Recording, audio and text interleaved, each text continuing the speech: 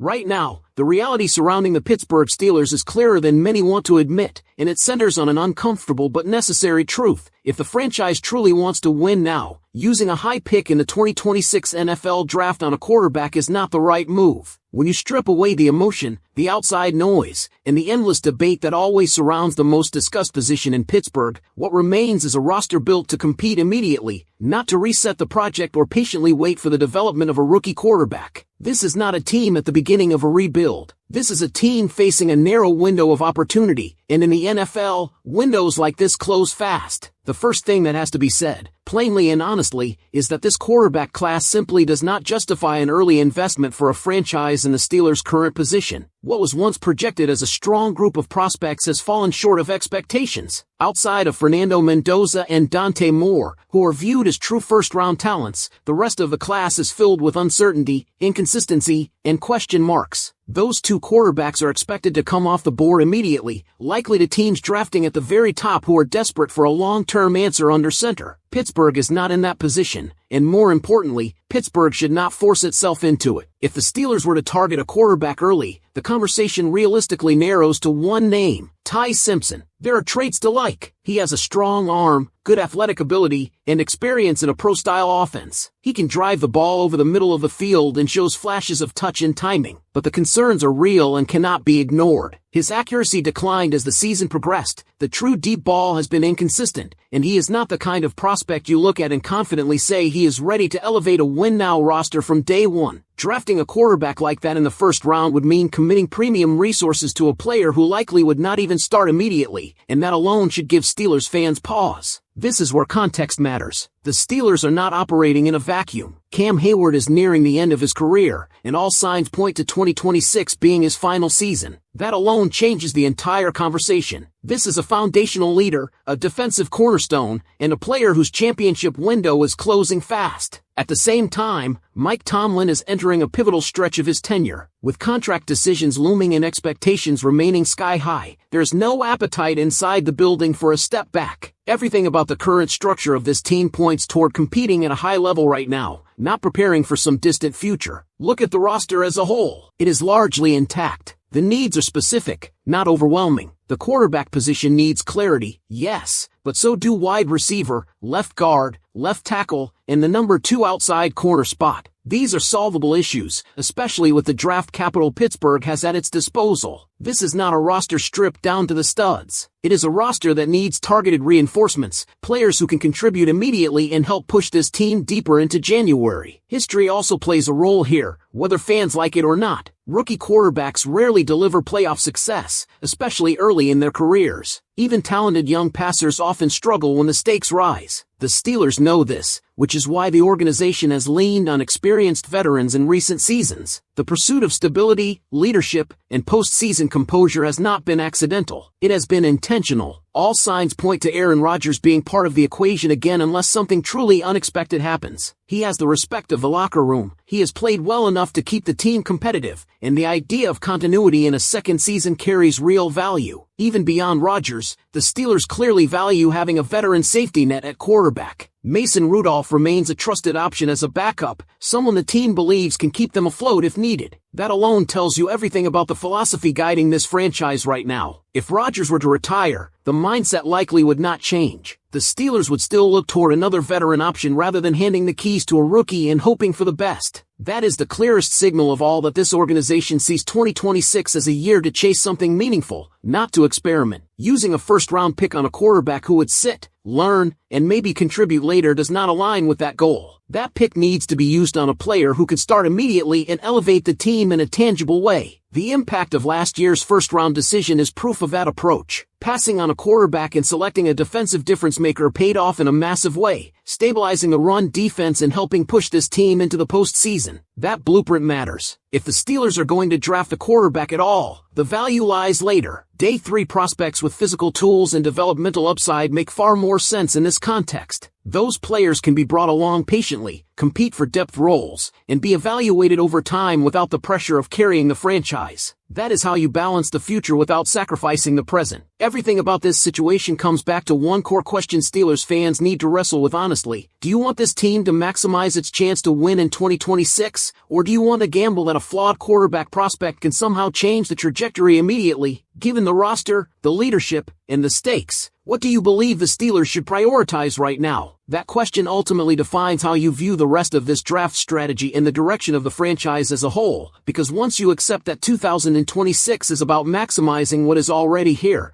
the rest of the puzzle starts to fall into place. This is why the idea of passing on a quarterback early is not about fear or complacency, but about discipline. It is about understanding timelines, understanding probability, and understanding what actually helps a team win when the margins are thin. The Steelers are not lacking leadership. They are not lacking experience. They are not lacking belief inside the building. What they need are complementary pieces that raise the ceiling of a roster that is already competitive. That is where a first-round pick carries the most weight. A starting caliber wide receiver who can threaten defenses vertically, a physical corner who can lock down the outside, a lineman who solidifies protection and run blocking from day one, or a defensive presence who can immediately rotate into meaningful snaps. These are the types of additions that can change the outcome of close games in December and January. A developmental quarterback sitting on the bench cannot do that. This is also where the depth of draft capital matters. With 12 picks, the Steelers have flexibility. They can afford to take calculated risks later without forcing one early. That allows them to approach the quarterback position in a smarter, more patient way. Day 3 is where upside bets belong, especially for a team that already plans to carry veteran quarterbacks. That environment gives a young passer time to grow without being rushed, without being labeled the savior, and without derailing the immediate goals of the team. There's also an internal competition element that should not be overlooked. Bringing in a late-round quarterback to compete with Will Howard for a depth role creates a healthy dynamic without destabilizing the room. It keeps everyone sharp, it allows the coaching staff to evaluate talent over time, and it costs very little compared to the investment required for a first-round pick. That is how organizations quietly build options without sacrificing leverage. The names available later in the draft may not generate headlines, but they offer something far more valuable in this situation: flexibility. Players with size, arm strength, athletic traits, or past high-level recruiting profiles can be molded over time. Some will fail, a few might surprise. That is the nature of Day 3. But when your top-end resources are already committed to winning now, that is the correct place to explore quarterback development. What cannot be ignored is the urgency surrounding Cam Hayward. Every snap, every season, every playoff opportunity carries weight. The idea of entering his likely final year with a rookie quarterback project leading the long-term vision simply does not align with honoring that window. The same goes for Mike Tomlin, who remains one of the most respected leaders in the league and is not positioned to oversee a slow reset. The incentives are clear. Win now. Compete now. Do not dilute the mission. Even the quarterback room itself reflects this philosophy. Veteran presence, continuity, and trust matter more than raw potential at this stage. The organization has shown repeatedly that it values stability under center when it believes the roster can support a postseason run. That belief has not changed. If anything, it has become more defined. Passing on a quarterback early is not punting on the future. It is choosing to build it responsibly while giving the present its best chance to succeed. It is understanding that not every draft class lines up with every team's timeline. The smartest front offices are the ones that know when to wait and when to strike. As this offseason unfolds, the debate will only get louder. Quarterback conversations always do. But beneath all the noise, the logic remains steady. The Steelers are closer to contention than many want to admit, and that reality demands precision, not impatience. Using premium draft capital on players who can contribute immediately is how you turn good seasons into great ones. Because once you commit to that philosophy, everything else about how the Steelers should operate in this offseason becomes far more coherent. The front office is not guessing. It is not reacting emotionally to outside pressure. It is reading the landscape exactly as it is. The AFC remains loaded, the margins between playoff teams are razor thin, and Pittsburgh does not have the luxury of wasting premium assets on positions that will not immediately impact wins and losses. This is why the first round matters so much. It is not just about talent, it is about timing. A first-round pick is expected to start, contribute, and tilt the field early in his career. That expectation simply does not align with a quarterback who would sit behind a veteran, take limited reps, and enter a development curve that may not peak until years down the line. That is not how you maximize a championship-caliber defense, and it is not how you respect the competitive window of the leaders in that locker room. There is also the reality of how the Steelers traditionally build. This organization values trench play, defensive stability, and physicality. When Pittsburgh is at its best, it is because the roster is deep, balanced, and difficult to exploit. Adding immediate starters at premium non-quarterback positions strengthens that identity. It shortens games, protects leads, and gives the coaching staff more answers when adversity hits. That is winning football in January. Quarterback development does not disappear under this approach. It simply becomes more controlled. Late-round selections, practice squad growth, preseason evaluation, and internal competition allow the Steelers to explore future options without tying their entire direction to one risky decision. That is how you stay competitive every year instead of cycling through boom-and-bust rebuilds. And make no mistake, the future quarterback of the Pittsburgh Steelers is still out there. The organization is clearly looking beyond this draft class for that answer. Sometimes the smartest move is understanding when the board does not match your needs. Forcing a quarterback pick because of external expectations is how teams set themselves back years. Waiting for the right moment is how you sustain success. The pressure of the moment should not override the clarity of the plan. Everything points toward reinforcing what already works, not tearing it down or reshaping it prematurely. The Steelers are closer than many realize, and this draft is about taking the final steps forward, not sideways. And that is really the final layer that needs to be understood here, because when you zoom out and look at how championship teams are actually built, very few of them take shortcuts at quarterback just for the sake of saying they address the position. The most successful organizations are the ones that align roster strength, coaching stability, and timing. Right now, Pittsburgh checks 2 of those boxes completely, and the third is being managed intentionally, not ignored. The danger in reaching for a quarterback early in this draft is not just about the player himself, it is about what you lose in the process. You lose a potential immediate starter at another position. You lose flexibility. You lose the ability to patch real, tangible weaknesses that opposing teams will absolutely attack next season. Those losses are not hypothetical. They show up on Sundays, especially against elite competition. The Steelers are already built to win ugly games, tight games, playoff-style games. That identity only gets stronger when you add players who can contribute from snap one. Depth on defense, reliability in the secondary, protection up front, and explosive options on offense all do more to elevate this team than a quarterback who may not see the field in meaningful moments. That is the hard truth that gets lost in emotional debates. There's also something to be said about locker room messaging. Veterans know when a team is all in. They feel it in the moves that are made, in the resources that are spent, and in the priorities that are shown. Drafting a quarterback early sends a mixed signal when the rest of the roster is built to compete right now. Doubling down on the current core sends a very clear message. This team believes it can win. That belief matters. It fuels preparation, accountability, and urgency. It matters for players like Cam Hayward, for the coaching staff, and for a fan base that has watched this team remain competitive year after year without ever fully bottoming out. Sustaining that standard is not easy, and it requires resisting the temptation to chase trends instead of results. This is why patience at quarterback, paired with aggression everywhere else, is the balanced approach. You take swings later in the draft. You develop quietly. You reassess when the class, the timing, and the roster all align. Until then, you stack the roster, protect your strengths, and give yourself the best chance to win while the window is open. The Steelers are not a team searching for identity. They are a team refining it. And this draft, more than anything, is about reinforcing who they already are rather than gambling on who they might become. And that refinement is where the Steelers have quietly separated themselves from teams that constantly chase quick fixes. While others cycle through quarterbacks, coordinators, and philosophies, Pittsburgh continues to operate with a long-term vision that still respects short-term opportunity. That balance is not accidental. It is built into how this organization evaluates risk. Drafting a quarterback early in this particular cycle would introduce unnecessary volatility into a situation that actually calls for stability. It would force developmental timelines to clash with competitive ones. It would create external pressure on a player who may not be ready, while also distracting from the very real goal of making a deep postseason run. That is not fair to the rookie, and it is not fair to the veterans who are giving everything they have right now. This is also why the idea of waiting at quarterback should not be confused with indecision. It is a calculated delay, one that allows the Steelers to keep their options open while continuing to evaluate the league landscape. Quarterback opportunities change fast in the NFL. Trades happen. Free agents emerge. Draft classes rise and fall. Locking yourself into a weaker class just to say you took a quarterback is how you lose leverage. The Steelers understand that their next true franchise quarterback needs to arrive at the right moment, not just the next moment. That moment is defined by roster readiness, draft strength, and organizational alignment. When those elements come together, Pittsburgh will be aggressive. Until then,